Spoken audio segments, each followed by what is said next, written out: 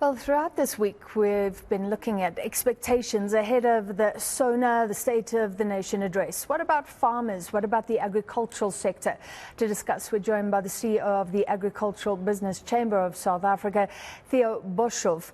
Mr. Boshoff, thank you. What do you hope to hear tomorrow in terms of agriculture?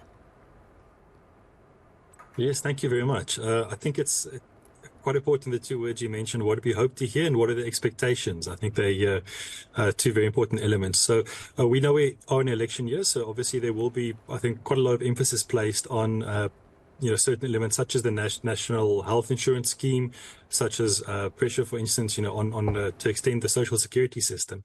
The real challenge, I think, is obviously where do the funds come from? So what we would like to hear is that there isn't too much of an increase in taxes, especially elements such as excise and customs on, for instance, the wine industry and the liquor industry. These have been elements which historically taxes have always well exceeded inflation, and I think it is putting a lot of strain on sectors.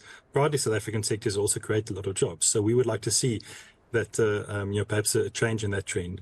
Likewise, in the last few, actually the last two SONAs, there's been a lot of emphasis on processes that are put into place to address specifically logistics challenges, which is critical for our sector, as well as obviously energy security, which is important for all sectors of the economy. So credit must be given, I think, where it's due, and it's many of these processes, such as the National Logistics Crisis Committee and the National Energy Crisis Committee, has made some inroads and improved the operations of some of the state-owned entities. I think what we would like to see, though, is that there is not too much backtracking on some of the fundamental institutional reforms that is also needed. So whilst operational improvements, of course, will assist the sector, there has been proposals in the last year, specifically in the area of logistics, to drastically change the institutional structure to